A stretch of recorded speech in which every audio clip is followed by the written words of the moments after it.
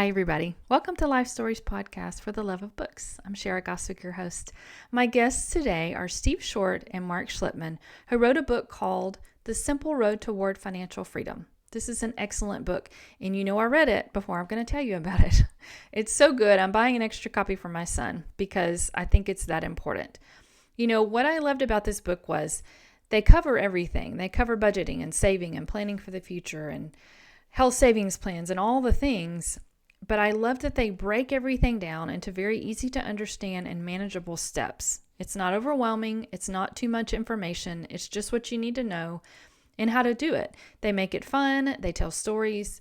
This was a really good resource, and I think it's for anybody. I think high school kids need to be reading this. I think they need to learn how to prepare. You know, we talked about how our young people are living paycheck to paycheck, and they don't think about the future so much because why would they? We've kind of made it that way.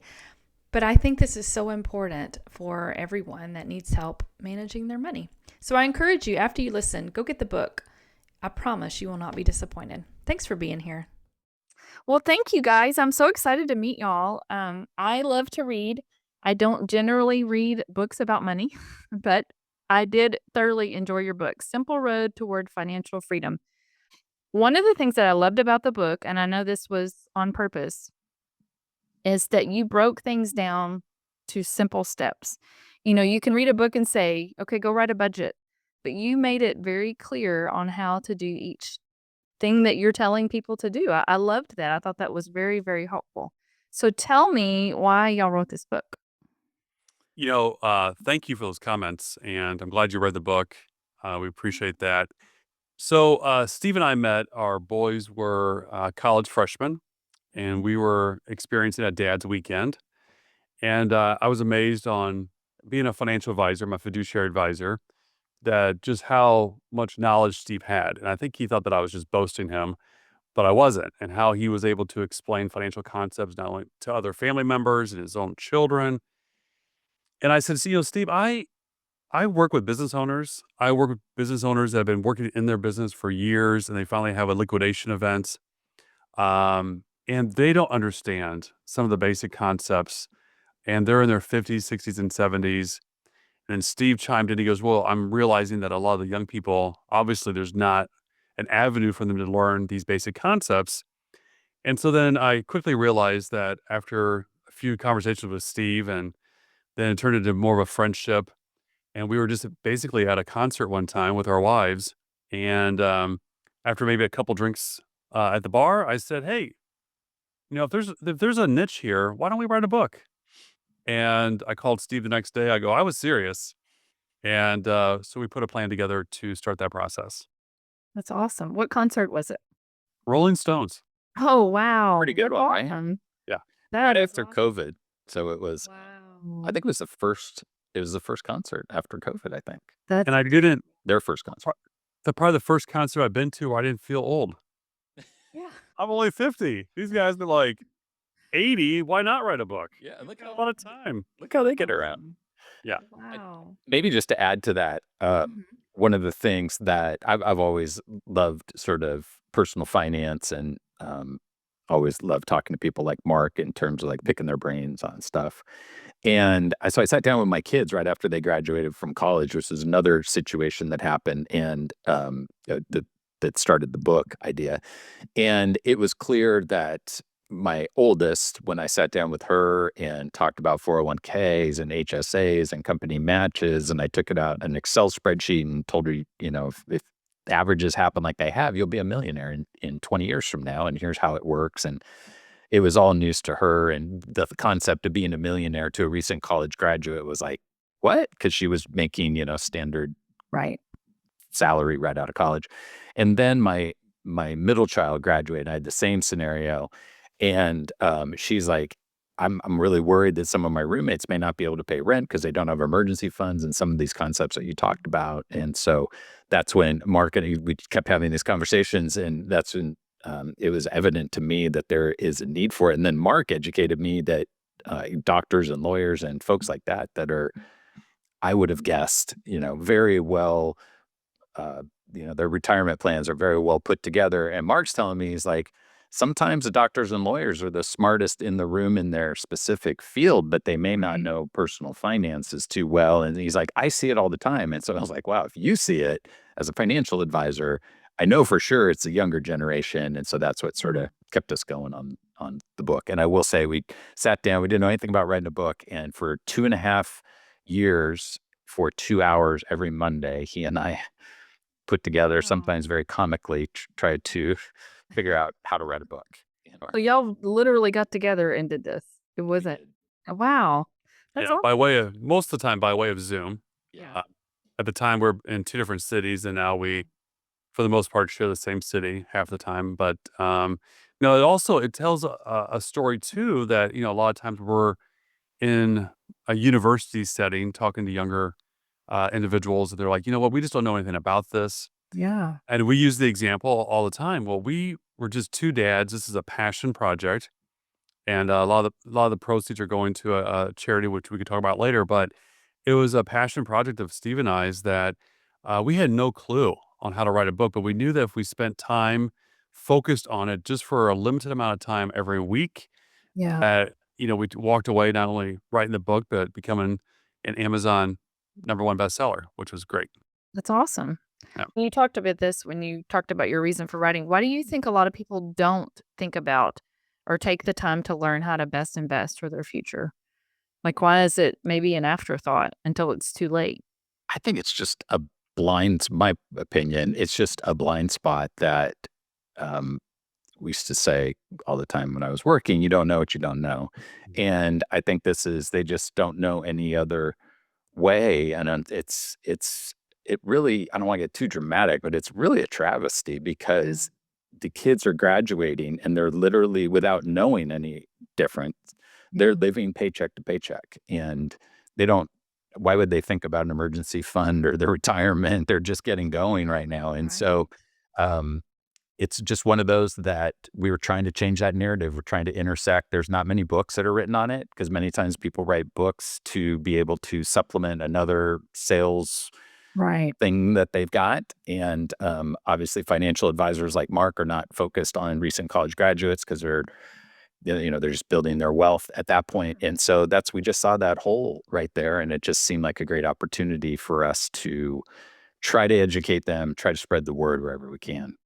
I Yeah. think also to add to Steve's point, when I grew up, well, I still am, but anyway, my formative years when I was growing up, I lived in my parents' house. Uh, both entrepreneurs, and the mindset was you just work hard, it'll work itself out. And I don't ever remember having those conversations like, okay, you're working hard, you're working construction, you're working as a lifeguard, you're selling shoes on the weekends. What are you doing with your money? And I remember, it sounds funny, but I remember one of my friends, we were going in the dad's car when I was 15, and we passed a bank and they're like, oh yeah, dad, my CD's coming due. And I was like, oh, they're not talking about the things I put in my dashboard. I mean, what is a CD? And they almost were like, you don't know what a CD is? I'm like, no, I don't know what a CD is. And I never asked that question again because I remembered, but I don't, I feel very insecure.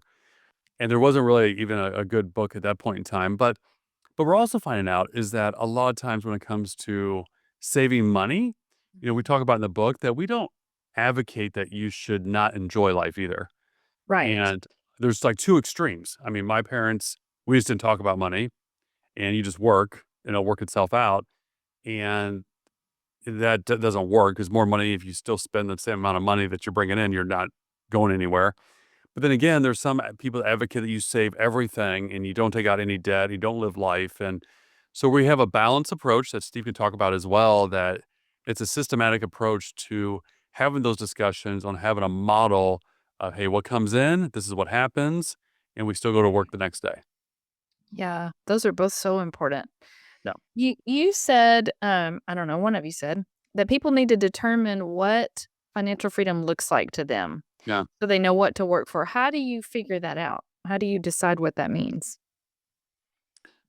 Well, we talk about in the book really trying to have people take a step back and visualize what that is, because people can talk about retirement and saving money, but we try to really get them to think through what does that look like for them. For some people, financial freedom is really retiring early and being able to travel. Other people love what they're doing and want to work till they're 70 years old.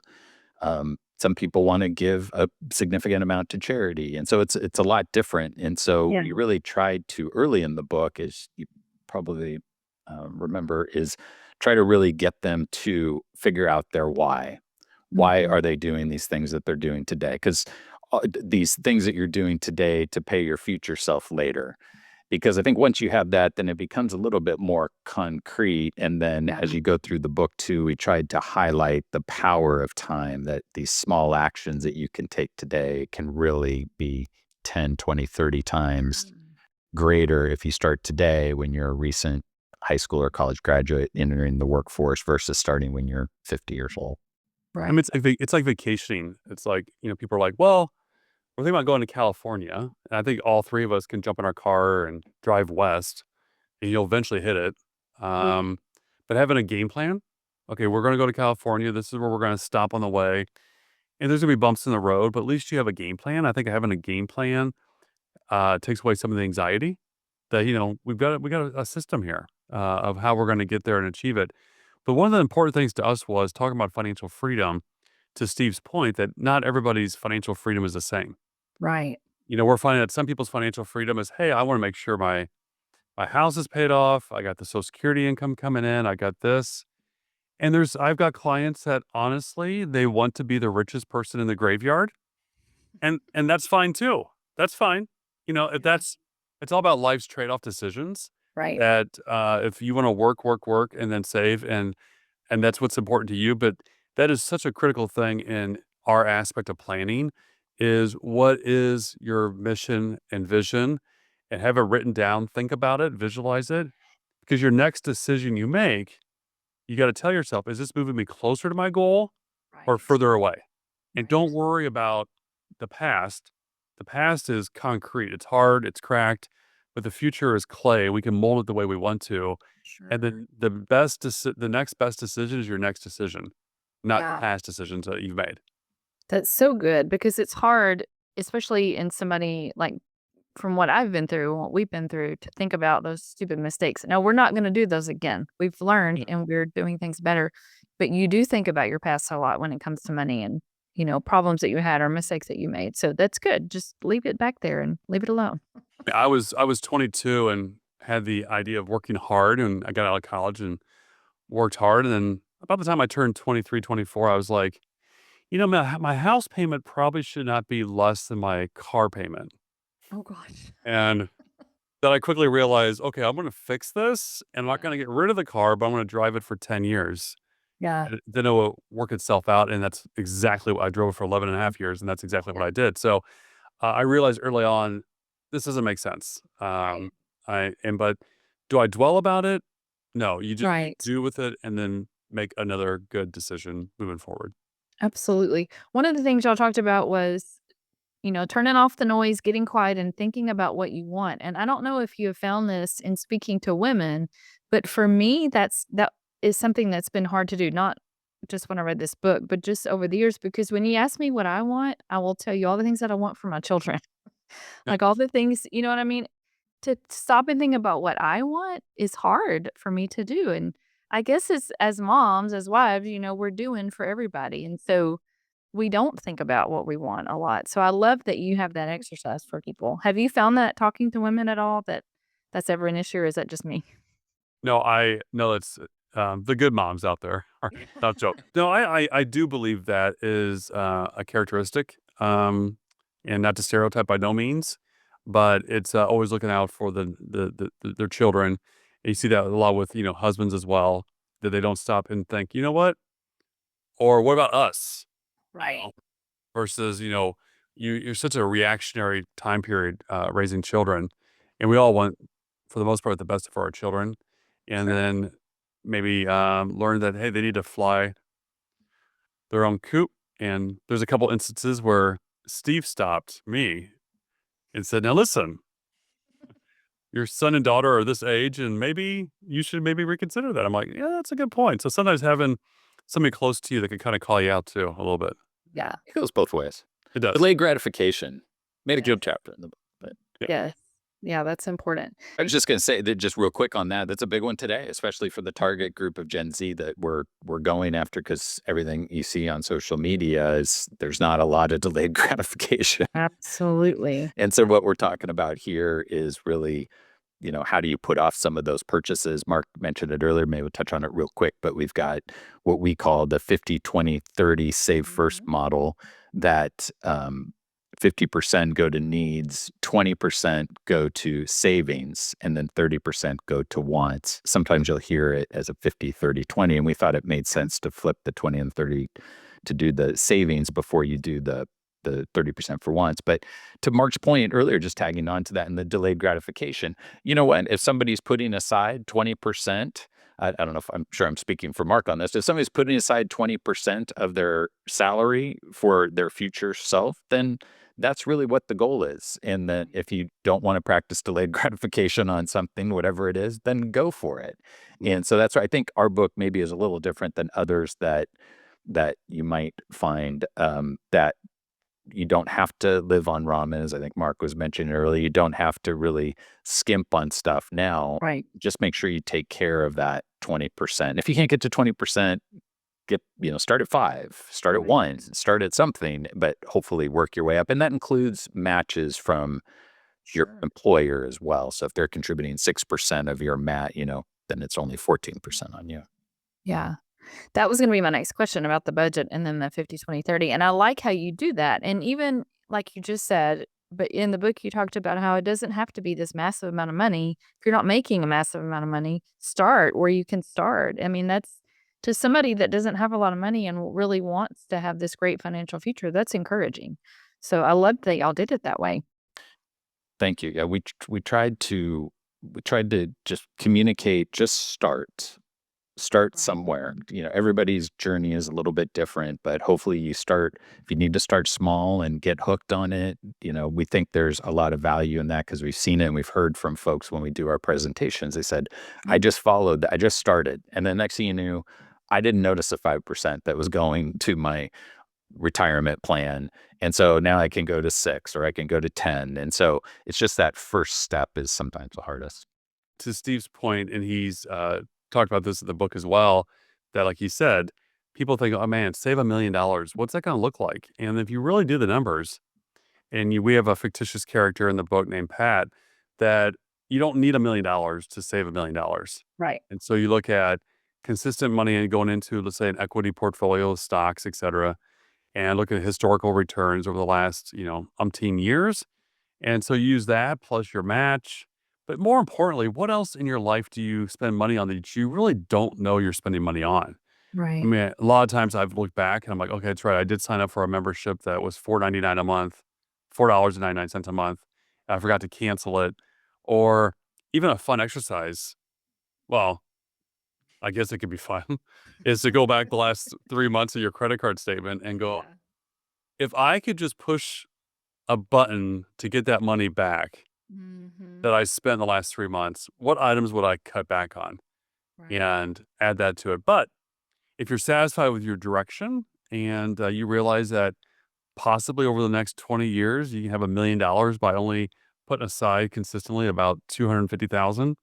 It's amazing how numbers do work to your advantage to get to the goals. I'm not saying $1 million is somebody's goal. It could be less, it could be more, but putting some money away consistently, it's like a snowball. It adds up. Absolutely. It Yeah. does. It does. One of the things that you talked about was having a brokerage account. You said to have a checking account, and then you also said, what is that? Explain what that is and why you need one. So brokerage accounts, we all know like your bank account, your checking and savings. So it can get you interest rate based on what they're giving. But a brokerage account allows you to kind of spread your wings a little bit and maybe get in the S&P 500 stocks. And we talk about that in the book. Now it's a slippery slope because some people look at the stock market as being aggressive. You're going to lose money, and they get so hung up that they don't do anything. Yeah. And so that's something with education and easing into it, a person would get comfortable with it. But we're advocating most important thing you can do is just save the money.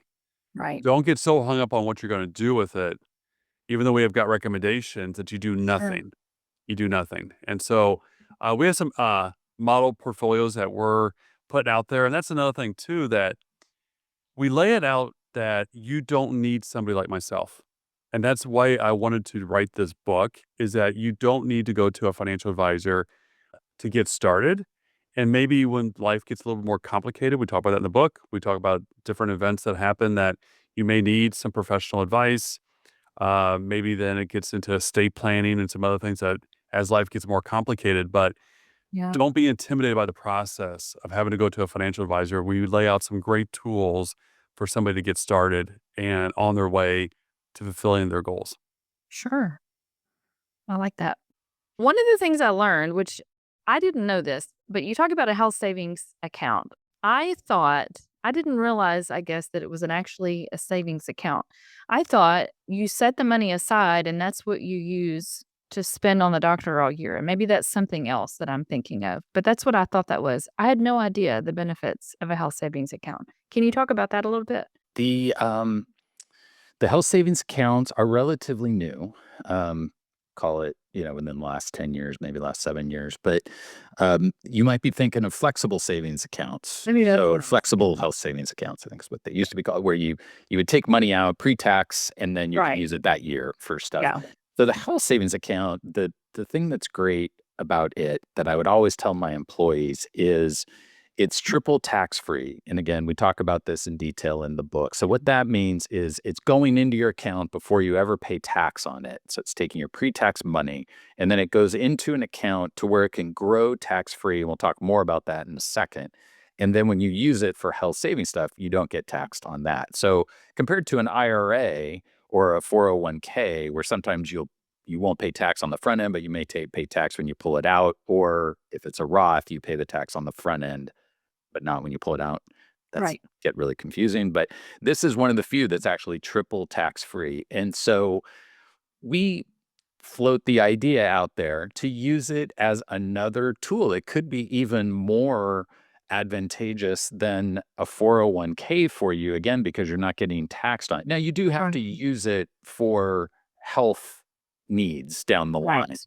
But our angle was that there's usually a threshold, $1,000 or $2,000 that you have to have available in case you need it for health items.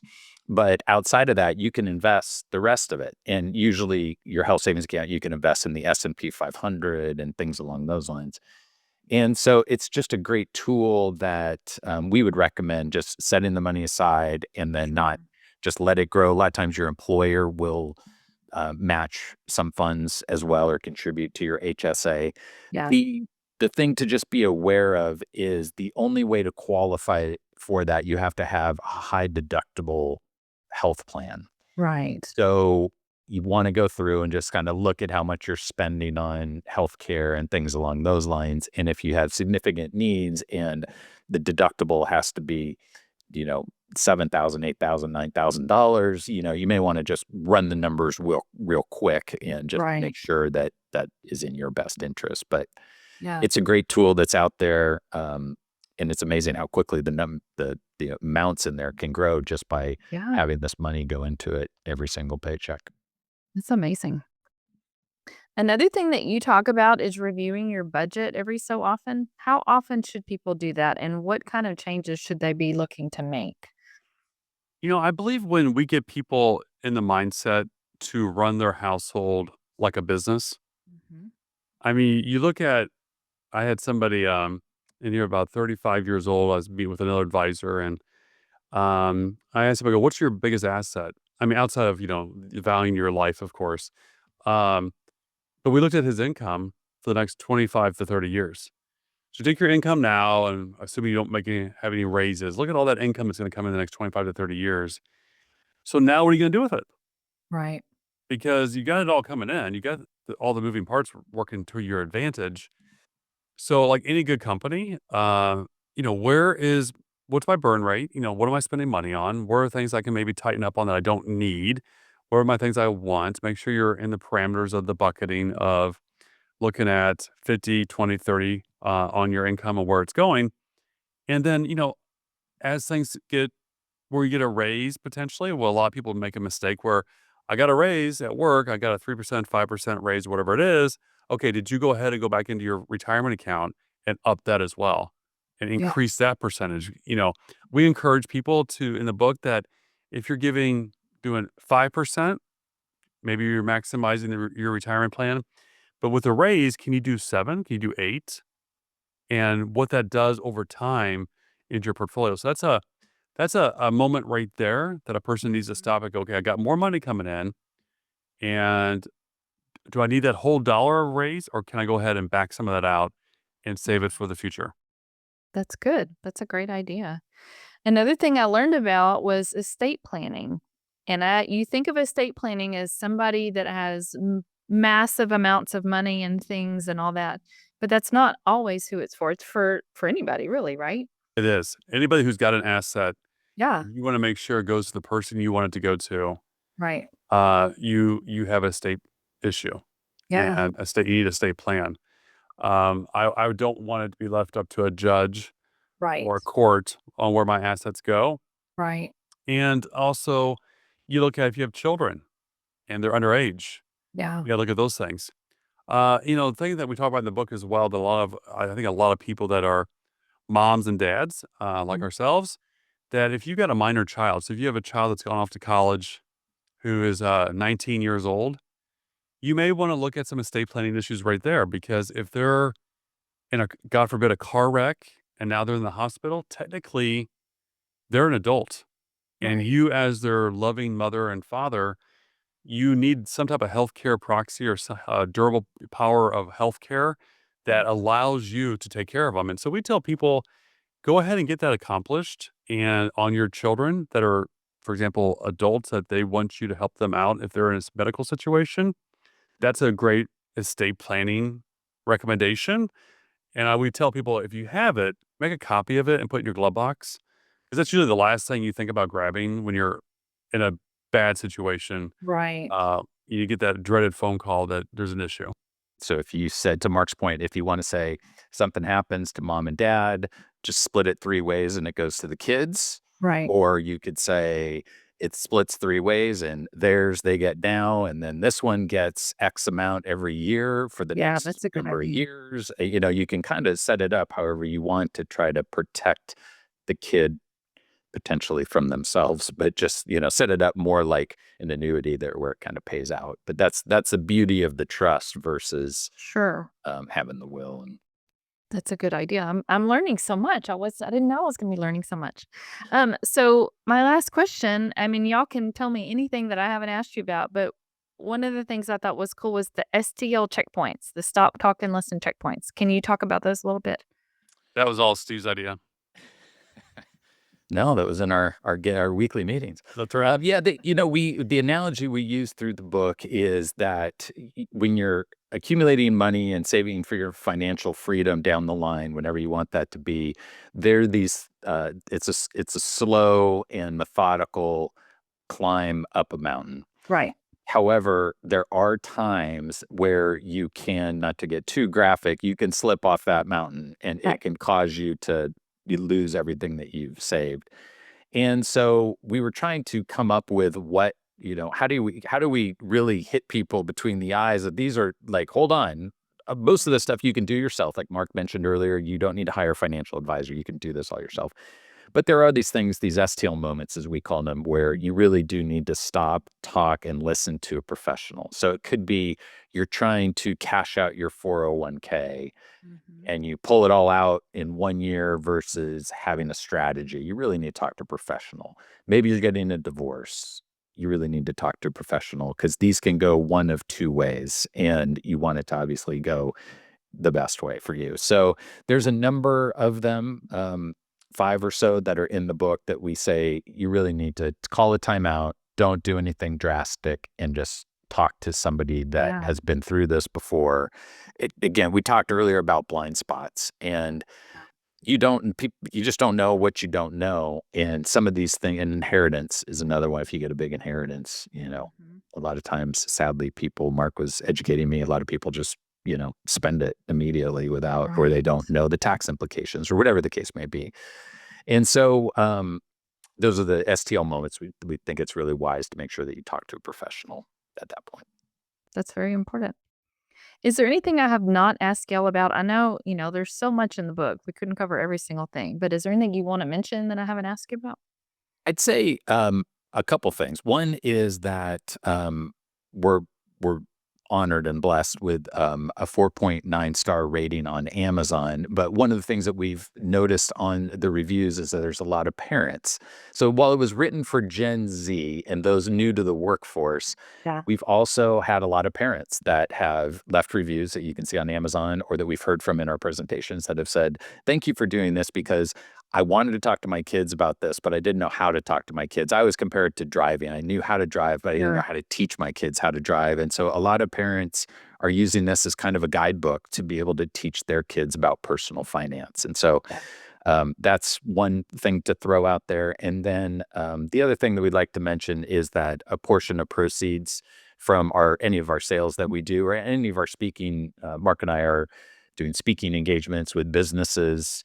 Quick Mhm. side note, 66% of employees today are financially stressed, and Yeah, half of I them are believe it. spending 3 hours a week on their personal finances while they're at work. Mhm. So we've had a lot of businesses that are like, can you come in and talk to our employees about personal finance? Because it actually impacts their job. And then when they get Right. more stressed, they are more likely to be job hunting and things along those lines. But um, got off on a little tangent there. But um, yeah, a portion of any of our speaking engagements, any of the books that are sold go to a charity by the name of Cancer for College, which is started by a good friend of mine that provides need-based college scholarships and medical debt relief to cancer survivors. So, I love that. I love that. So important. Mark, is that You, Mark, anything you want to mention? I would say the big ask we have, just to get more people aware of the tool that we have here in the book. Mhm. And Steve mentioned 4.9 stars on Amazon. Very few books get the reviews we've gotten, but very, very few have ever gotten to 100 reviews. And that's really our goal right now in the short stretch. So Awesome. anybody that we could, who's listened to the podcast, has read the book and go spend a couple of seconds on leaving a simple 5 star review, hopefully, right? Right. On Amazon, Yeah. because it really changes their algorithms and gets the messaging out. Right. And that's the one thing. Not only is it helping adults and their children, but it's also helping Cancer for College, which is the Right. passion project that we had on this book. And who else but anybody else but Will Ferrell also shares the same I passion. forgot to ask about Yeah. that. With Cancer for College. Will and Steve went to college together about the same time period. They were good friends. And once he realized that we wanted to have a social element to this, but Yeah. my perspective, and it's probably different than Steve's, is just in my own business. This is a very serious topic. We talk about Right. budgeting, which is, I know it's not a 4 letter word, but a lot of people hear it as a Sometimes 4 letter it word. is. Yes. But these financial topics, it's a serious business, but it doesn't have to be so serious. And Right. so a twofer is not only is Will helping us raise proceeds for Cancer for College, but I like it because it's an element of humor that Yeah. starts off the book with a foreword that, you can have fun with this Sure. because it was such a serious business for me when me growing up. It was always, when finances came up, it was always a negative talk and then nothing happens and it wasn't real productive. And then Right. just go back to work and start working again. And then you wake up one day and you realize that maybe you should start saving. So anyway, so I like that element of it, and Yeah. Will's been great, and the audio version is coming out. Oh, So awesome. we've done our part, Will's done his part, and so we're waiting to get that Very released here in the cool. next few months as well. Very cool. Well, when I was reading, I thought I need to get this for my son. I don't know if he will read it. I hope he will, but you just made the process very simple. It wasn't like this isn't for somebody who's got massive amounts of money and needs to know what to do with it. I felt like it would be applicable for him. So I'm going to get it for him. I hope that he'll read it. But I forgot to ask you all about Will Ferrell. That was so cool. So do you talk to him often? I do. Yeah, we're involved with the charity, and then we're usually when there's sporting events and things along those lines, we're Okay, you probably don't care, but I'm just gonna tell you my favorite Will Ferrell movies. Elf obviously is one of our favorites. We love Elf. Spirited is one of our Oh, that was favorite. good. I Oh my gosh. so funny. It's hilarious. You like the Christmas ones? Oh, I do. We do. Yeah, I'm ready to start watching Christmas movies today. Oh, I don't wow. think that would go over well, but I could start watching them today. So Oh, you anyway, could start. Okay. That's yeah. really Yeah. that's really early, but very, very impressive. Ah, Well, that's great. this has been so much fun. I really appreciate y'all talking to me. Thank you for having us on. Thanks for helping us spread the word. Any listeners, we'd love to have you also follow our social media. Simple Road Book is usually the way to find us, but we post weekly, super short, 60-second videos, typically little what we think educational videos, just talking a little bit more about some of the stuff that's in the book. But we're really trying to start, it's going to sound too dramatic, but trying to start a movement of Yeah. educating. We're, Mark and I are tired of hearing people say, well, Gen Z can't afford to buy a house and they can't afford to have children because everything's changed so much. And so we don't want to hear that. And so we Right. think by just educating them on some of the tools that we talk about in the book, we can really change that narrative. So we're Sure. looking for people to join the movement. So please That's follow us. awesome. And This has been great. Hey, thank you awesome. so much. Appreciate it. Thank you. Y'all have a great day. Thank you too. Okay. Bye bye. Bye bye.